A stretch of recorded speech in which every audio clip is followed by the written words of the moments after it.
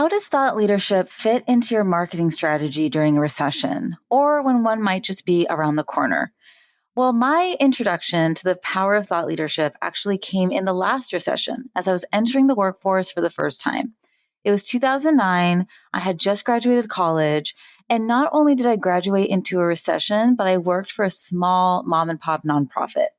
And so we didn't have a big budget, but we did have a lot of heart, wisdom, and experience as both an organization and in terms of the people leading the charge. And so we decided to go all in with a thought leadership and storytelling strategy for our marketing. Since we couldn't afford ads, glitzy marketing campaigns, or events, or even at that time, a PR firm. So in this episode, I want to tell you what we learned about marketing yourself as a thought leader in a recession, why it worked, some of the surprising side effects of, creating a thought leadership strategy, and then finally, what metrics you can track to see if your own thought leadership is working successfully. And of course, when I say thought leadership, what I'm talking about is a practice where we consistently use our passion, our lived experience, and our credibility as fuel to spark trust and community as we imagine and shape the future together for the better. Does that sound interesting? Well, then keep listening.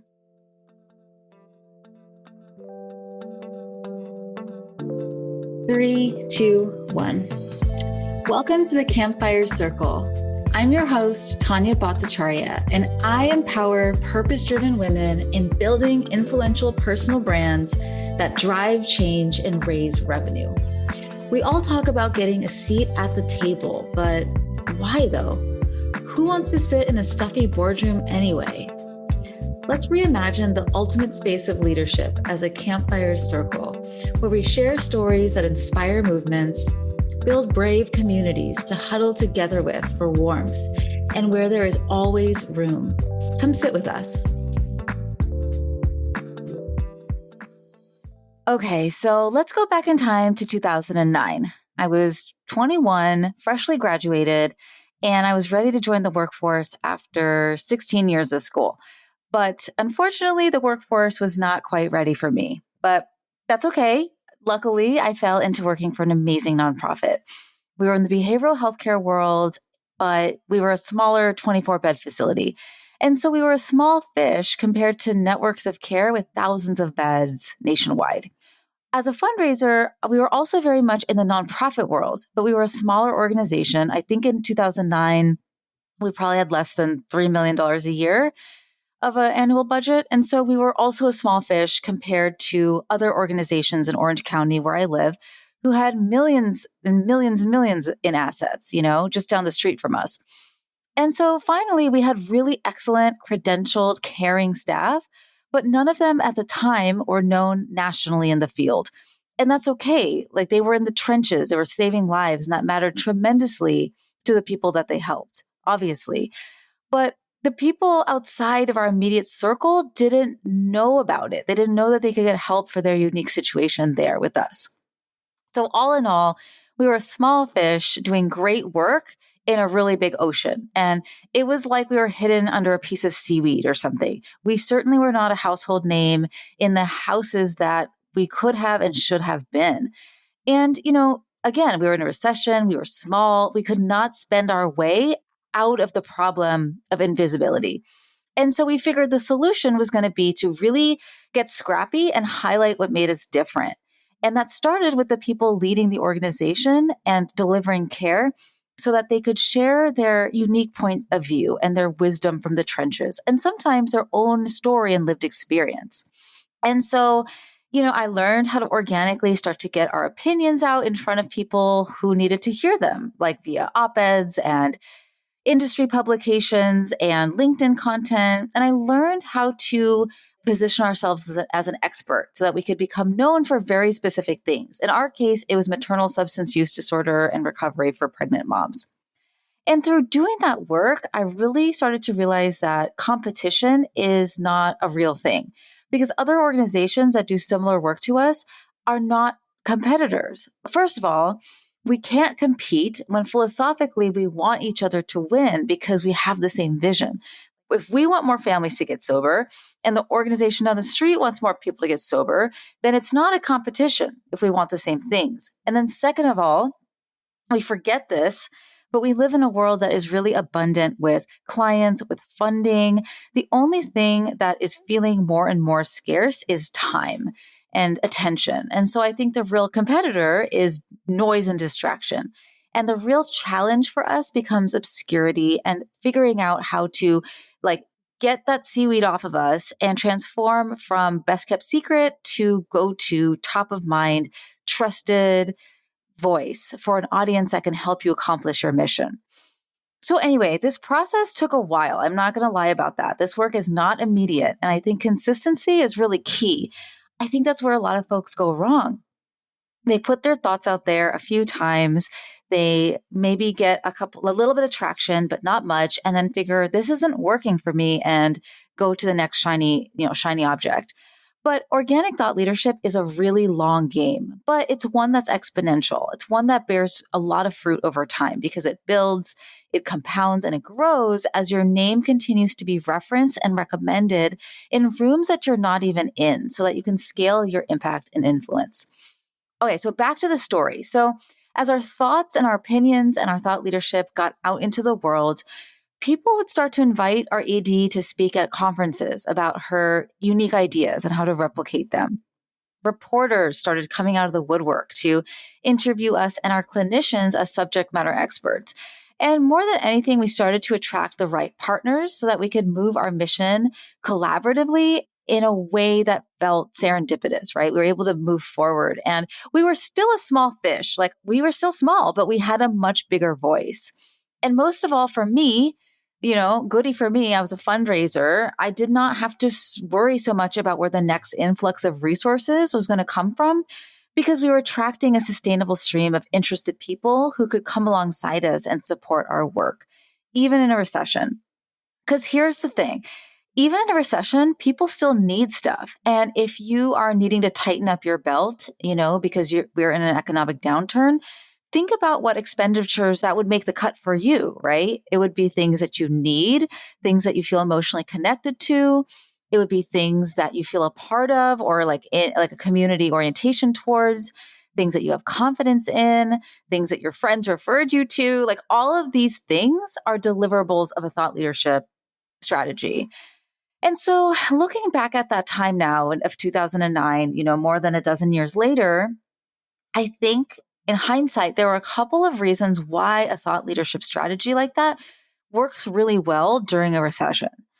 So in an economic downturn, it's kind of like we're on soft soil. The ground is shaky, the foundation has been lifted up, and people are looking for new ways of doing things because what used to work may not work anymore. And so people are looking for change. They have their ears open for innovative, creative solutions. People are looking for hope. And so when you put your unique ideas out there, your hot takes that are rooted in your lived experience and what has actually worked for you and your community, people are going to be more willing to listen and try something differently for themselves, especially if you have maybe a controversial or ahead of its time point of view in your area of expertise, and you can tie it into the moment that we're in. So if you're a champion for working moms, share your opinion and point of view on Serena Williams' retirement. If you're a burnout and recovery coach or a rest coach for folks who are exiting toxic workplaces, share your opinion on quiet quitting. These two things are just really low-hanging fruit ideas today as I record this on September 6th. Things will probably have changed by the time you listen to this episode, but think about what are the trending topics that you can tie back to your specific niche and your industry and your expertise. I have talked about my experience as a graduate of the Op-Ed Project a couple of times on this podcast now. It's a great program. And something that I took away from that experience is that our ideas are like ships sailing on the water, looking for a port to land in. So does this moment in time have a mooring for your ideas? Can you lead or convene conversations that you and the people that you serve care about so that together you can think about things in a new way and disrupt the status quo? And so, maybe now in a recession, maybe now is a time for you to really start getting these ideas out there because people are listening. Here's the other thing. Thought leadership is different than being an influencer or a subject matter expert. Because an influencer is somebody who is just known. They have a lot of eyeballs, but not necessarily for anything in particular. They have a lot of followers, they have a lot of attention, but that doesn't necessarily mean that they have trust in a certain thing that they're experts in. A subject matter expert has a lot of expertise and credibility, but they don't necessarily have attention. They aren't like top of mind, right?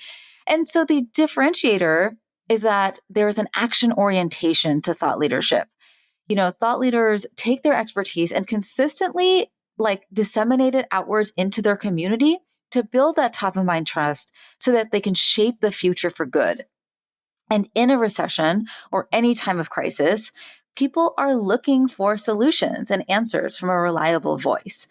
And backing up just a scotch, I realize that I'm talking about this like it's easy, and it's not for a variety of reasons, right? So through my own trial and error and learnings, I figured out the strategy piece. And then I even figured out the schedule piece, right? Like I gained the skill set by learning and doing of how to, create our pillar content and how to repurpose that and how to batch our content and how to capture unique opinions in the moment.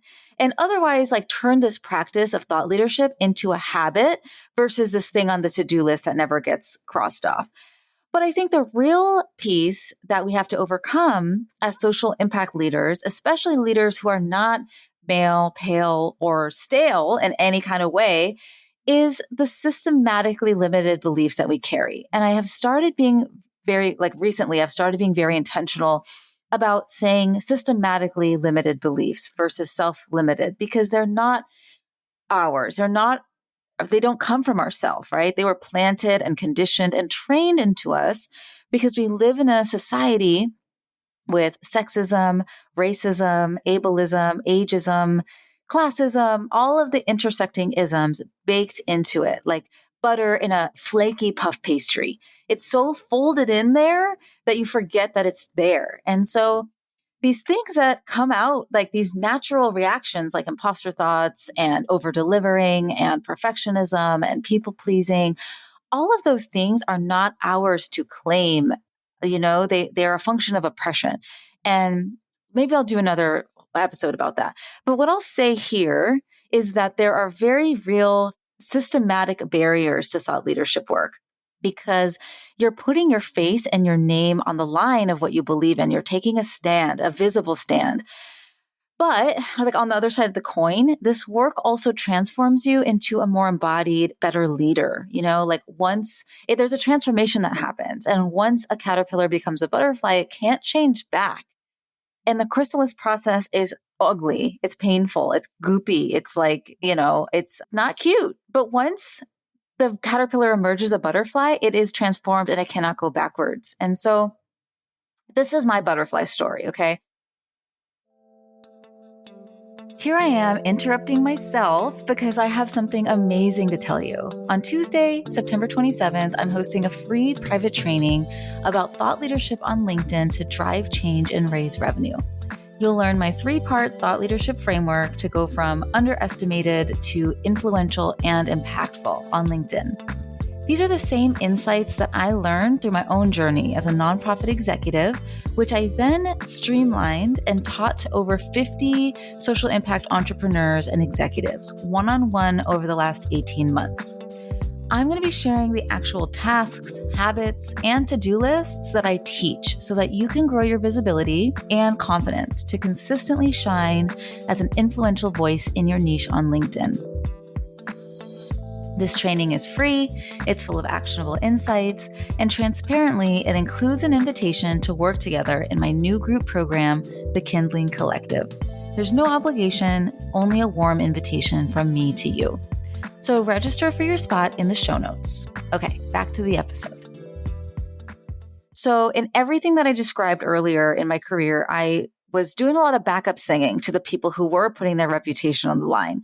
I was planning and coordinating and writing, and pretty much I was under my security blanket, safe and cozy in the background. And I was very happy there.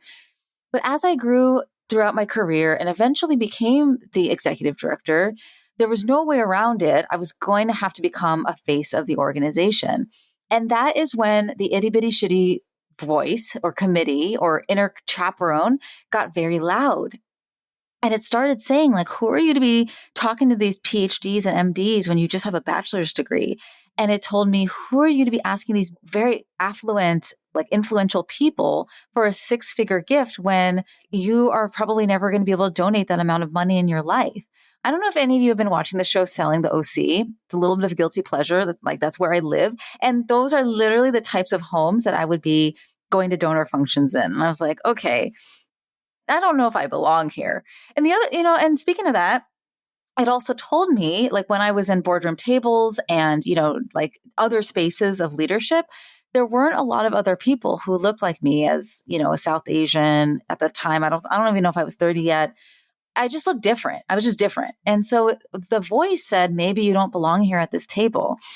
And so we're more likely to have these impostery thoughts activated when we don't see as many examples of people who look like us in leadership roles in our space. And that is another reason why it is so important for us to take that brave stretch and start to share our opinion and really shine in our leadership, because the next generation of leadership is looking for people to look for, right? And go, oh, hey, like they're showing up, so maybe I should too. And it's not even always that obvious. It starts as like a little bit of a nudge and it just grows from there into a snowball effect.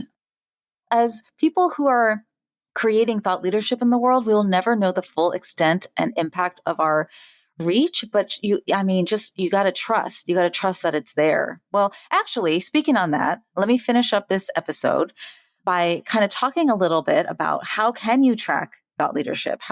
What are the metrics? How do you track if it's working? And, as a solopreneur, consultant, coach, service provider kind of person, I don't track these things in the same way that I would if I was doing this for a company, if I was doing this for a corporation. And maybe I should, I don't know. I just have never really been as interested in gauging quantitative numbers and metrics as I am with qualitative metrics and vibes. Because here's the thing. Like I said before, the product of thought leadership is top of mind trust with an aligned audience that becomes a community. So how do you measure that? It's, I don't know. I think likes and even follower count on LinkedIn are, for the most part, dangerously close to being vanity metrics. And so I think the things that I really try to pay attention to more so than that is like the number of times that you are mentioned or that your stuff is shared. So the greatest compliment and warm, fuzzy producer for me is when somebody shares a podcast episode or another piece of thought leadership content that I have put out in the world on their own platform and mention what they've resonated with, right? Or send it to their friends and maybe one of their friends lets me know, hey, so-and-so sent me this and I think blah, blah, blah. Like when that is happening for you, that means that you're generating conversation and you're sparking a ripple effect. You're sparking new thoughts and behavior change. And think about like the fact that if one person is sharing your stuff, think about how many other people are being impacted it and just never even tell you, So the second thing is you're being asked to be on dozens of amazing podcasts and stages and things like that without necessarily even sending any pitches. And if you send out pitches, great, keep doing that. Like that's a good practice to have. But I found that strong, consistent thought leadership means that your visibility becomes pitch optional, right? Because you're just top of mind with your community. Third, another thing you can look at is looking at the time that it takes for somebody from entering your ecosystem, and maybe that's downloading your lead magnet or signing up for your email list, to applying to work with you, whatever that looks like, whether it's a Honeybook application form or signing up for a donor cultivation event, like whatever that thing is for you as a social impact leader, to finally going to the place where they're like, yes, let's do something together, right? So with strong thought leadership, the average time in between those things gets shorter and shorter. Fourth, your referrals and the alignment or quality of those referrals to what you do, it changes, right? So I get multiple notes per week saying like, Tanya, like 3 people told me to reach out to you because I have a client who wants to do X, Y, and Z, and I don't do that, but I hear you do, right? So strong thought leadership does the heavy lifting of business development for you. Because again, your expertise is disseminated at scale so that people are talking about you positively as a trusted guide without you even having to be in the room, which for me as kind of a lazy person is really great. Like the less rooms I have to be in physically, I am down for that. So what else? This is not something I track, but cost per acquisition of client or donor or whatever type of audience you're trying to bring in, that is something I did used to track in my past career. And when you have a strong thought leadership brand, your cost per acquisition will be lower because your awareness and your trust is working for you. You don't have to necessarily spend as much money on ads and other costs unless you want to, right? And then finally, something that is typically called a net promoter score, which is something that gauges how willing your current customers or clients are willing to refer or tell their friends about you or really promote or post on social media about their experience with you. Again, not something I have actually tracked, but I have kind of dipped my toe into exploring because I recently launched a Social Impact Sunday Stories series. That's a lot of alliteration on LinkedIn, where I highlight one of my clients each week, their work, and their testimonial about our work together. And if you haven't seen it, I'll tag the series in the show notes so you can check it out. But think about if you can create a similar type of series with your own clients, and that will help you realize if they are willing to promote your work together. And so there's so many things that I don't, necessarily care to track numerically, but that I tap into, right? That gauge the texture and the richness of my community. It might be someone sending me an email saying that a post I made inspired them to take a big step in their life, or someone telling me that they sent my podcast to their mom because she works in social impact and her mom was already a listener, or like a dreamy OMG partnership opportunity recently falling into my lap that is so aligned. I don't even want to talk about it and jinx it because it's so magical. It's those magic moments and signs that I think are the true metric that the alchemy of thought leadership is working. And so I would love to know, what are some of the magic moments that you've experienced in your thought leadership journey? Reach out and let me know. Until next time, thank you so much for listening. What'd you think?